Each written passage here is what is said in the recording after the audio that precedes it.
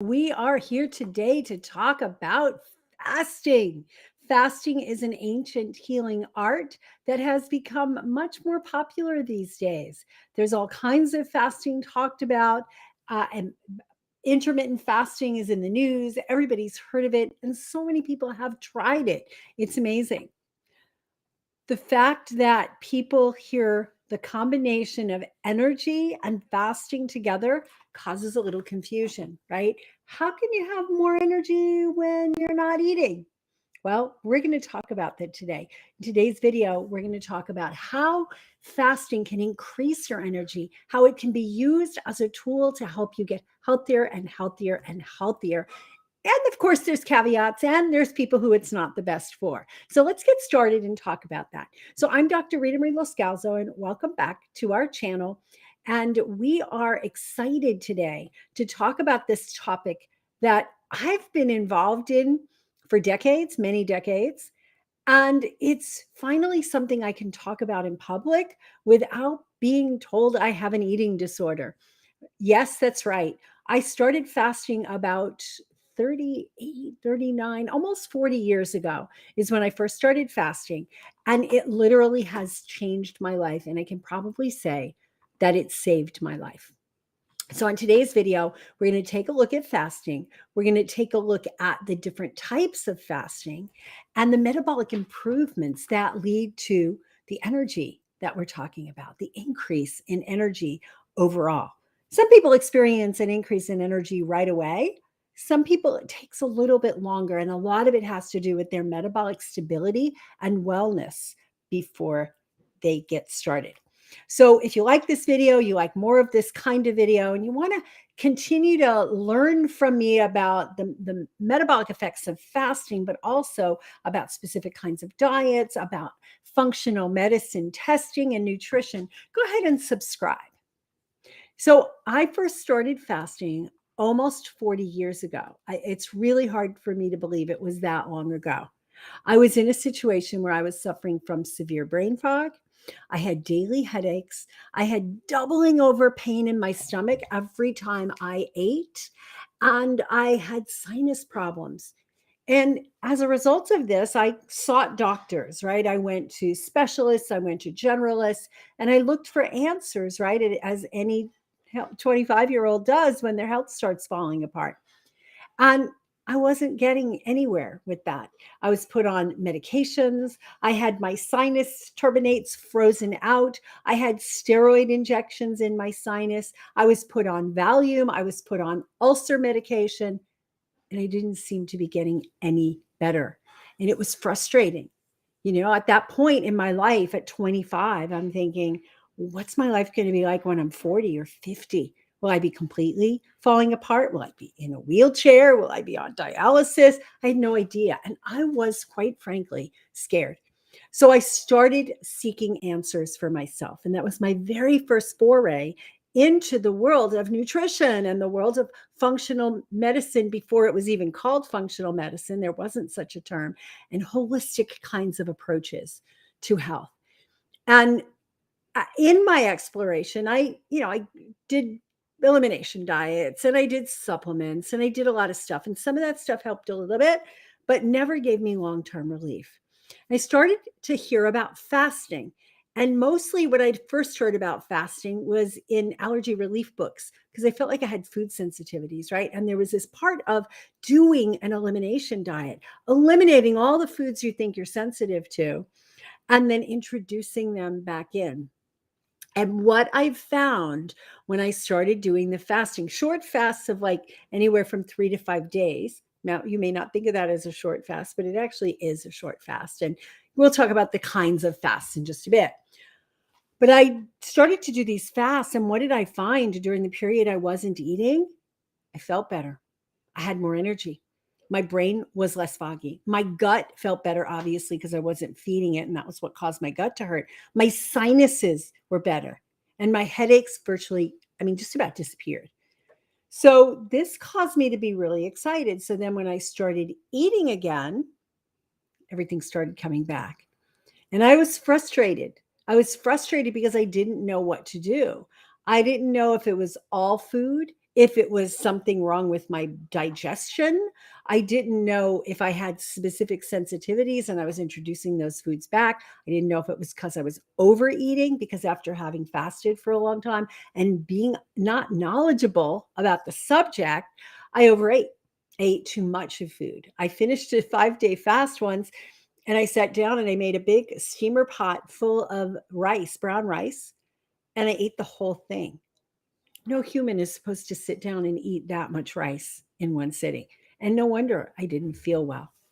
So, in this exploration, I came upon someone who opened up my eyes to fasting as a tool to detoxification. Sent me to some books. I started doing research and realized that it was really an ancient healing ritual and that it allowed the system to rest. And from the religious standpoint, it allowed the spirit to rest, it allowed the mind to rest. And I decided to undertake a long fast. Now, I don't recommend anybody undertake a long fast without supervision. I did it with supervision, which was really cool. And I was very grateful to have that opportunity. But the beautiful part about it was after the first 2 days, 3 days, where it was a little rough and rugged, I started to feel amazing. My energy came back. And I actually don't laugh at me with this, but I fasted for 28 consecutive days just drinking water. I felt better than I had felt in my entire life at the time I was 26 years old, better than I'd felt in my entire life. I thought there's something to this. I need to study this. While I was doing the fast, I was reading and listening and avidly absorbing all of the books I could at this fasting retreat. And I decided during that time that I was going to quit my job in computers, where I was a computer diagnostician, doing a great job, getting promoted, doing well, but not serving my higher purpose. Because I realized at the time when I helped myself to get better, the amazing healing power of the body. And in reading and researching and learning all this stuff, I realized that I could help others to do the same, that I could take my really pretty amazing computer brain, which can solve problems whenever I know how the hardware and software work, what it's supposed to do, I can help figure it out. And so once I learned how this body works, then I can help people to figure out what's going on and help get them off the toxic merry-go-round, get them off of the foods and the environmental things that were hurting them. And so I did that. Fast forward, I got my degrees before functional medicine was even a term. I studied with Jeffrey Bland and others like him, who eventually became the forefathers of functional medicine. I graduated in 1985. Yeah, 85. No, 90. I started 92, 91. Got my certifications and my license in 92 and opened up a practice. And I've been going at it ever since. Lots of iterations with that, a story for another day. But the point was, what I found was that number one, fasting was an amazing tool. Number two, everybody's a little bit different. So everybody's fasting journey might be slightly different.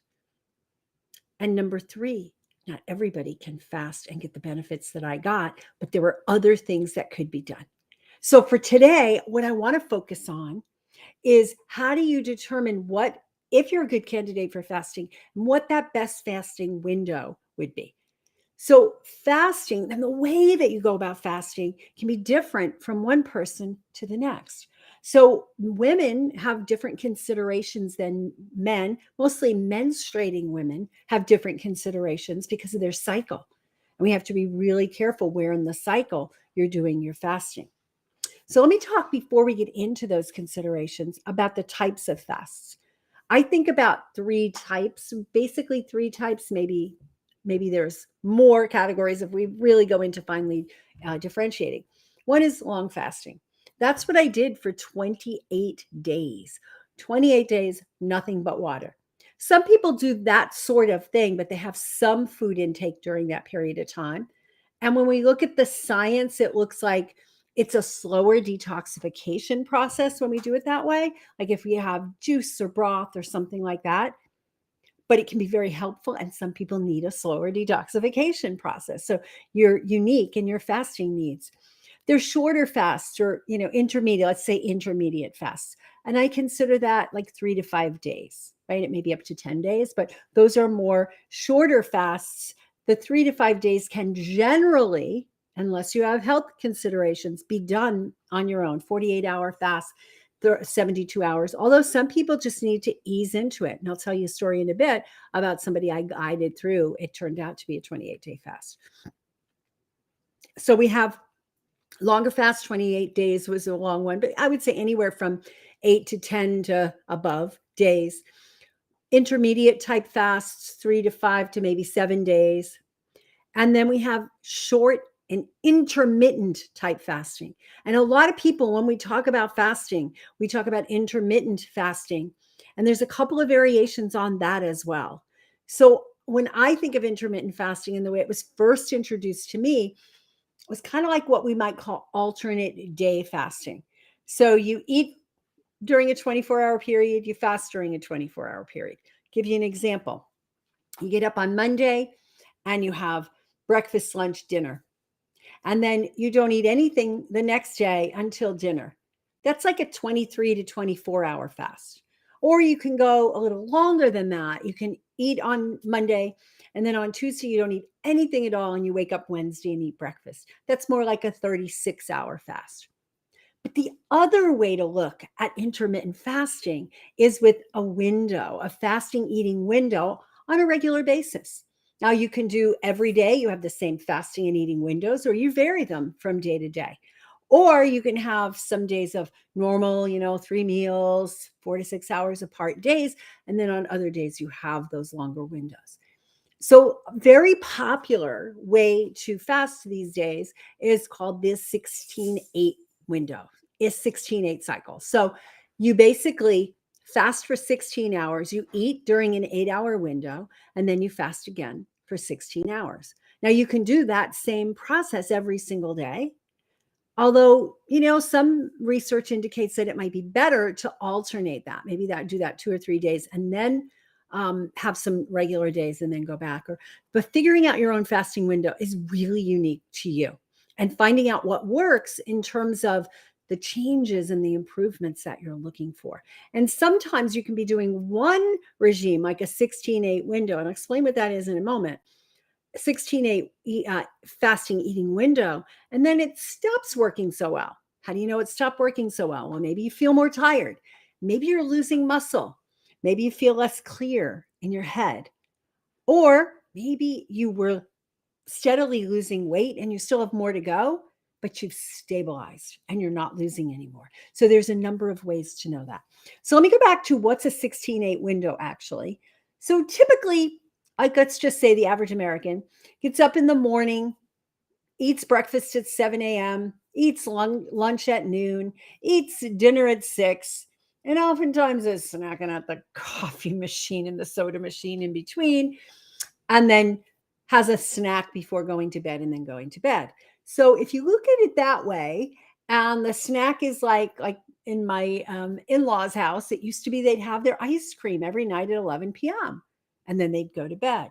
So if they ate their ice cream and then went to bed at 11:30, 12:30, 1, 2, 3, 4, 5, and they were up at 6:30 or 7, they'd basically have a 7 to 8 hour fasting window and a 16-hour fasting window, right? So I'm eating window.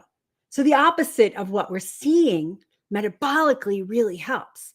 But that's kind of an average person, right? Breakfast first thing in the morning, lunch, dinner, snacks, sometimes in between, last minute deal. Now, even if someone finished dinner at 7 p.m.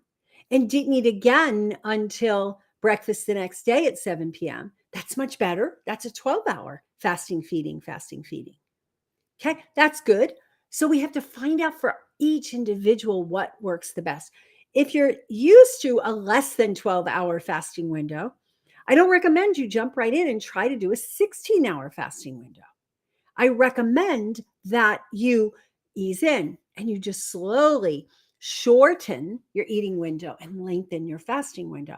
Because otherwise, your body gets a little upset because it's used to getting fuel on a regular basis. And it needs to be able to learn how to do a process called autophagy and get into ketosis where it can burn fat. And quite frankly, most of us have a little extra of that stuff around our hips and around our thighs and around our belly that we can use when we're not eating. So that's intermittent fasting, often called, or time restricted eating windows. Those are things that are very beneficial. And we can give you a couple of little benefits. And then we're going to close this video. And on another video, we're going to talk more about the metabolic effects of fasting. But let me go back to the feeding fasting window and how you can determine what's best for you and when to eat. Like some people do a 16-8, let's say 16 hours of fasting, 8 hours of eating, or 14-10, or 12-12, right? But the point is, when are you going to be eating? And that makes a difference. Some people absolutely do best by eating first thing in the morning. If they don't eat first thing in the morning, they go crash, crash, crash, crash, crash all day long. Other people, like myself, do better if I don't eat in the morning. Because if I eat too soon in the morning, first of all, I'm usually not that hungry. But even if I am, if I eat too soon, the appetite just keeps going and going and going. And my body wants to keep eating. So I have a hard time with discrete meals, fasting in between. And that's really the ideal for us to have optimal blood sugar and to have optimal levels of ketones in our body and to have optimal levels of a hormone called growth hormone. We really need to have eat, stop, eat, stop. There's a book, I think it's called Eat, Stop, Eat by Brad Pylon or someone like that. Eat, stop, eat, right? We want to stop in between. We want to eat fast, eat fast.